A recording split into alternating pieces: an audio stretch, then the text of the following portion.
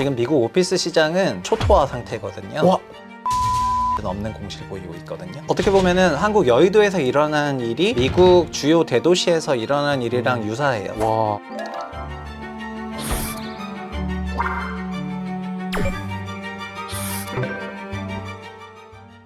안녕하세요. 삼성자산운용 시청자 여러분, 오늘도 쌤 클래스가 찾아왔습니다. 부동산 요즘 말 많잖아, 트렌드도 많이 바뀌었잖아, 그런 말씀들을 많이 하셔가지고 오늘 특별히 최상욱 작가님을 모시게 됐습니다. 작가님 안녕하세요.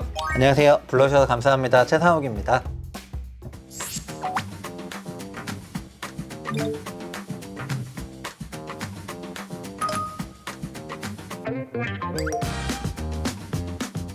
자, 오늘의 주제는 제가 여러 가지 고민을 좀 많이 했어요. 최근에 글로벌 부동산의 트렌드가 코로나 전후로 해서 완전히 달라졌다라는 생각을 좀 많이 하고 있었거든요. 특히 네네. 미국 오피스 시장은 굉장히 불안불안하게 보시는 분들이 많고, 네. 반면에 미국 주택 가격은 또 오르고 있더라고요. 사상 최고 기록하고 있죠. 네, 그래서 이런 얘기들을 좀 해보면서 글로벌 부동산 얘기, 그리고 한국 부동산 얘기, 그리고 관련된 곁다리 얘기. 첫 번째 얘기는 저는 이제 글로벌 부동산 시장을 한번 얘기해 볼까 하는데, 우리가 부동산이라고 한다면 한국 사람들은 주로 이제 자기가 살고 있는 아파트라든지 아마 좀 거주 목적의 부동산들을 부동산이라고 생각을 많이 하실 거예요. 네. 그렇지만 저는 오피스로 대표되는 상업시설로 양분할 수 있다라고 생각을 하고 있는데요. 먼저 미국 상업시설, 특히 미국 오피스 시장 어떤가요, 요즘? 지금 미국 오피스 시장은 사실상 거의 초토화 상태거든요. 와, 초토화라는 표현을 쓸 정도인가요? 50%에서 80% 넘는 공시를 보이고 있거든요. 야, 그러면 잘 되는 오피스는 거의 만실이고 네. 안 되는 오피스는 거의 공실이다라고 생각을 해도 네, 완전 1 또는 0으로 디지털 생산이 됐습니다. 이 와. 오피스 시장이. 기본적으로 재택근무가 많아지다 보니까 오피스 임차 수요가 줄어들었어요. 그렇죠? 오피스 임차 수요가 줄어드니까 오피스를 임차할 수 있는 임차인의 지위가 격상이 됐습니다. 그러면 결국은 이제 임차하려는 사람이 왕이 되고 네, 임차 기업이 왕이 됐어요. 네네네. 임차 기업들 입장에서는 그래서 소위 골라갈 수 있는 상황이 됐는데 선택지가 여러 군데 있군요. 네, 그런데 그 골라갈 수 있는 상황에서 어디를 가냐면은 요즘에는 일반적으로 단독 빌딩 오피스만 있는 그런 시설에 가는 것이 아니라 복합 개발 형식으로 되어 있는 상업 시설도 가지고 있고, 뭐 건물의 맛집도 있고, 그리고 건물 전체적으로 카페처럼 꾸며놓은 굉장히 멋진 근무 환경을 제공하는 그런 형태의 건축물을 선호하거든요. 자, 그렇다면 제가 이제 궁금한 건 뭐냐면, 과연 이 양극화가 해소가 돼서 전부 다 이제 만실로 가는 그런 아름다운 모습을 보일까요? 아니면은 이 양극화가 좀 계속 엇갈린 길들이 계속 갈까요? 저는 이게 패러다임 체인지라고 생각을 했던 건 네. 2020년 코로나 위기 이후에 미국에서는 재택 근무가 소위 트렌드가 됐죠. 엄청나게 정착을 해버렸기 때문에 네. 그런 상황 속에서는 임차인이 갖고 있는 지위가 계속해서 유지가 될 것이고, 그리고 모든 건물이 새 건물이 될 수는 없거든요. 한국 주택도 마찬가지지만 네네네. 다 재건축할 수는 없다 보니까, 그래서 소수의 건물들이 그런 헤게모니를 장악을 하면서 그 건물의 건물 가치는 높은 수준으로 올라가고, 그리고 사용 가치가 떨어진 건물들은 상당한 수준의 가치 하락이 있을 것 같아서 옥석 가리기가 굉장히 필요한 그런 시기인 것 같고, 한국도 요즘에 이런 분위기예요. 요 얘기를 좀 더 해봐야 될 텐데, 한국 오피스는 코로나 전후 해서 재택근무라는 키워드가 한국에서는 그렇게 크리티컬한 그 키워드는 아니었거든요. 그렇게 뭐 한국 오피스들은 나쁘지 않은 것 같아요, 미국만큼. 한국은 미국이랑 정반대 상황이에요. 네. 코로나가 극복되는 과정에서 곧바로 그냥 다시 오피스 중심의 그걸로 돌아갔거든요. 네네네. 그래서 그 편의성을 추구한다는 그 큰 패러다임은 유지가 되지만은 근무지 자체가 바뀌지 않다 보니까 맞아요. 오피스 시장이 오히려 더 타이트해지는 그런 수급 요건이 있었고요. 왜냐하면 코로나 기간 동안에 오피스가 충분히 공급되지 못했었기 때문에 네. 이런 것들이 준공 물량 감소로 이어지면서 자연스럽게 오피스 시장이 국내는 미국이랑 좀 다른 환경이 펼쳐지는 것 같습니다. 저는 여의도에서 오래 근무했고 강남에서 좀 짧게 근무했는데 엄청난 차이점이 느껴져요. 첫 번째, 여의도에서 근무할 때는 다 새까만 양복밖에 없었어요. 근데 최근 3년 사이에 화사해졌어요. 그리고 젊은 사람들이 여의도에 오기 시작했어요. 그랬더니 어느 순간 주차장을 없애버려요. 그렇죠. 주차장 없애버리고 거기에 건물을 짓더니 맛집들을 막 집어넣기 시작했어요. 네네. 그리고 과거에는 그래도 1층에는 영업부, 네. 2층에는 오피스, 3층도 오피스 이렇게 썼었는데 1층도 빼버리고 1층은 카페, 2층은 네. 식당, 3층도 식당, 4층은 고급 식당 이런 식으로 넣어버리더라고요. 맞아요. 어떻게 보면은 한국 여의도에서 일어난 일이 그 미국 주요 대도시에서 일어난 일이랑 유사해요. 근데 미국 주요 대도시들에서 모두 다 여의도처럼 개발을 못 하고 있다 보니까 네. 왜냐하면 리모델링 비용도 요즘엔 평당 300만 원이 넘어가요. 어. 그러면 거의 과거의 준 신축 비용이거든요. 와. 그 정도로 리모델링을 많이 해야 되다 보니까는 양극화가 너무 심하다 이렇게 생각하시면 어. 좋겠습니다. 자, 그렇다면 오피스 시장은 이제 어느 정도 이해를 하셨을 거예요. 그러면 이런 오피스 시장으로 말미암아 미국 주택 시장은 어떤 영향을 받았나요? 네, 미국 주택 시장은 기본적으로 재택근무로 주택 수요가 올라가다 보니까 그럼 가격이 계속 올랐겠네요. 네, 그리고 미국의 주택 가격은 우리나라는 주간으로 발표하지만 미국은 케이스 앤 슐러 지수로 실거래가로 발표를 하는데 그렇죠. 2022년에 연준에서 1년 만에 500bp 금리 인상을 할 때 미국은 2% 남짓 하락을 해가지고 네. 그 다음부터는 다시 내리 상승했거든요. 네. 그러니까는 미국은 현재 여전히 패러다임 체인지가 완전 정착되면서 주택에 대한 선호도가 계속해서 올라가고 있는 그런 구간인 것 같습니다. 그렇죠. 저도 저한테 야, 너 아무리 빌딩이 좋다고 해도 나와서 근무할래? 아니면 집에서 근무할래? 라고 물어본다면 저도 당연히 집이 편하면 집에서 근무하겠습니다 라고 얘기를 할 것 같아요. 네, 맞아요. 네. 그러니까 기본적으로 위워크 이상의 엣지 있는 건물들 아니면은 그 재택하겠다는 사람들을 쉽게 데리고 오지 못하거든요. 편의성을 추구하는 방식의 개발은 어떤 특정 지역, 특정 국가에서만 일어나는 게 아니고요. 일본뿐만 아니라 미국, 한국에서도 복합적으로 나오는 현상이거든요. 일본도 어떻게 되어 있냐면은 이렇게 역세권 중심으로 편의시설이 극대화된 그 역의 레지던스는 정말 초고가고요. 일반적인 그냥 일본 내 도로에 네. 있는 소위 단독주택은 저기 좀 약간 시외에 있는 설령 도시에 있어도 정말 싸요.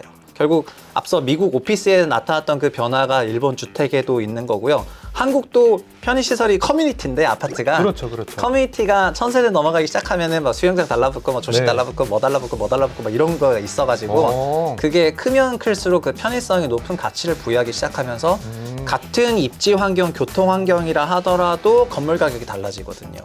그런 차이가 많이 나게 되어 있습니다. 제가 간단하게 정리해드리면 결국은 코로나 전후에 글로벌 부동산의 트렌드는 한 가지 단어로 바뀌었다. 어떤 단어? 편의성. 편의성. 네. 팀 막내도 이런 얘기 하더라고요. 자기는 스타벅스에서 일했으면 좋겠다고. 아, 네. 네, 지금 그게 현실화되고 있는 거죠. 그렇죠. 네. 요즘에 지어지는 그런 신축 오피스들은 네. 그냥 사무실 전층이 다 스타벅스나 마찬가지예요. 아, 스타벅스 이상도 있는 것 같아요.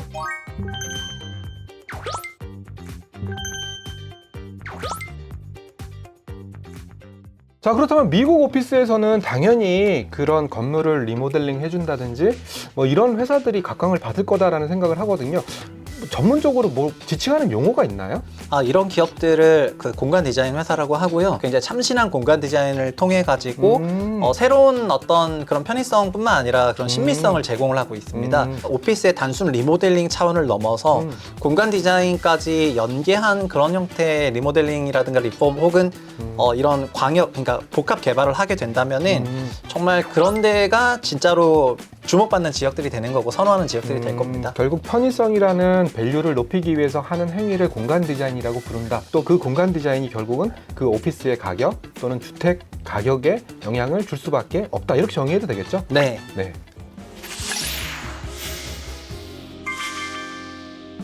그러면 뭐 정리하면은 아무래도 뭐 이 유튜브를 보시는 시청자분들은 뭐 관련된 ETF라든지 이런 걸 통해 가지고 아마 좀 접근을 하고 계실 것 같은데, 최근에 한국에서는 뭐 맥쿼리 인프라가 인프라 산업이니까 부동산은 아니지만 맥쿼리 인프라를 축으로 해서 뭐 다양한 리츠들의 분산 투자하는 형태로 많이 접근들을 하고 계시거든요. 네. 그래서 맥쿼리 인프라 어떤 회사라고 보이세요? 저는 현직에 있을 때 맥쿼리 인프라를 분석하면서 네. 그 회사가 정말 좀 대단한 회사라는 생각을 했습니다.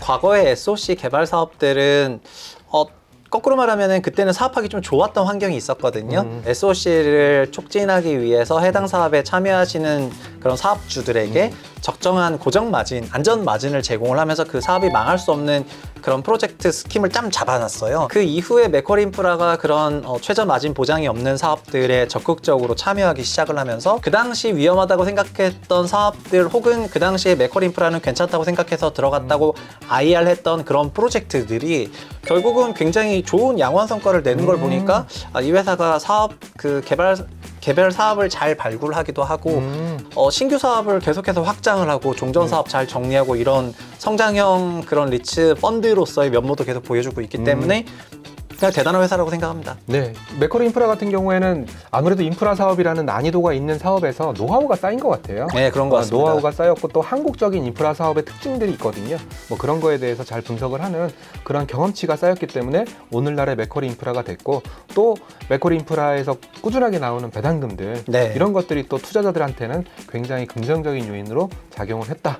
이렇게 정리하면 되겠죠? 네. 그리고 마지막으로 저도 한참 그 중국에 있는 그 알리, 테무 이런 데서 막 샀었거든요. 네. 근데 그 친구들이 한국에 물류창고를 짓겠다라는 얘기를 하더라고요. 우리나라 시장에 좀 본격적으로 정착을 하기 위해서는 한국에서도 자체 유통망, 물류센터망을 갖고 있어야 되다 보니까 물류시설이라든가 이런 부분도 2022년에 조금 정점을 찍은 그런 느낌이었거든요. 소위 네. 쿠팡으로 대동단결되면서 네. 더 이상의 뭔가 필요 없는 그런 시대가 됐었다가 아, 또 뭐 매기들이 들어왔으니까 시설에 대한 그런 선호도나 관심사가 지금 다시 굉장히 올라가는 것 같습니다. 네, 리츠의 장점 중에 하나가 뭐냐면 이렇게 또 물류 시설에 투자하는 리츠가 있어요. 네. 물류만 전문적으로 투자하는 ESR 캔달스퀘어라는 또 리츠가 있거든요. 물류창고 쪽에서는 정말 굉장한 네임밸류를 갖고 있는 그런 네, 브랜드이고요. 네. 그리고 우리나라에서도 아마 물류창고 개별 리츠로는 가장 클 거예요. 네, 그리고 외국에도 이런 물류창고 전용 리츠들이 있거든요. 네. 근데 이런 물류 시설들에 대한 그런 투자가 어느 정도 일단락되고 나면은 그 물류 창고의 수익성이 떨어지게 되어 있는데 그래서 네. 해외에서도 아마존이 고성장하는 과정에서는 물류 창고 리츠의 성과가 아주 좋았었는데 고성장 이후부터는 어느 정도 캐펙스가 완성이 되면서 수익성이 좀 떨어지는 국면에 있었거든요. 근데 우리나라 같은 경우에는 지금 쿠팡을 베이스로 하는 그런 고성장하는 기간에는 물류 시설에 대한 그런 이제 니즈가 엄청나게 폭증을 했었다가 근데 22년부터는 뭐가 생겼냐면은 요즘 물류 창고 짓겠다고 그러면요. 규제 때문에 네, 허가가 수도권에 물류 창고를 지어야 되는데 요즘에는 정말 신규 인허가가 잘 안 나는 추세예요. 근데 매기들이 들어와서 물류 창고에 대한 니즈를 더 올려버리다 보니까 종전 물류 창고에 대한 가치도 올라갈 만한 환경이 된 것 같아요. 그래서 이런 부분들이 좀 다른 어떤 변화를 만들어내고 있는 것 같습니다. 네네. 좋은 말씀 너무 많이 주셨는데요. 신한 알파리츠도 말씀하셨고 맥쿼리 인프라도 말씀하셨고 ESR 캔달스퀘어도 말씀하셨는데 이런 것들이 담겨져 있는 ETF가 있어요. 뭔데요? 코덱스 한국부동산 리츠 인프라. 특히 월분배 방식이에요. 월분배 방식이라 함은 배당금을 뭐 월급처럼 준다 이런 말씀이신가요? 네, 한 달에 한 번씩. 대박이네. 그리고 또 사람들이 부동산, 뭐 리츠, 뭐 인프라 그러면 아직 잘 몰라요. 우리가 부동산에 관해서 긴 얘기를 했지만 코로나 전후에 오피스가 어떻게 바뀌었는지 주택이 어떻게 바뀌었는지 알고 계시는 분들 잘 없잖아요. 저는 사실은 부동산 우리나라가 굉장히 직접 투자를 하는 그런 국가인데요. 그렇죠. 아마도 그 부동산이 비주택으로 간접 투자가 굉장히 커질 만한 환경인 건 맞다고 생각을 하거든요. 네네네. 그래서 이 부분에 대해서 좋은 상품들이 나오게 되면은 결국은 소비자들이 선택할 수 있다고 생각을 하고 있습니다. 네네. 그래서 너무 주택을 직접 투자하는 거는 또 개별 한 건에 대한 리스크가 너무 커지는 거니까 그리고 또 거래 비용도 크고. 네, 간접과 분산을 통해 가지고 네. 어느 정도 포트폴리오 관리를 할 수 있다고 한다면은 네. 좀 잘 알아보시면 좋을 것 같네요. 네, 좀 어려워요. 부동산이나 리츠나 뭐 인프라나 이런 것들이 처음 접하시는 분들한테는 좀 낯선 용어, 캡레이트 이런 것들은 낯선 용어거든요. 네. 그리고 또 매크로 변수까지 봐야 돼, 뭐 이렇게까지 얘기를 하면은 도대체 뭘 보란 얘기야? 굉장히 어려우실 수 있으니까 혹시나 궁금하신 사항들 있으시면 댓글 달아주시면 저희가 해결해드리도록 하겠습니다. 오늘 쌤클래스 여기서 마치도록 하겠고요. 오늘 같이 하신 최상욱 작가님 감사합니다. 감사합니다. 네.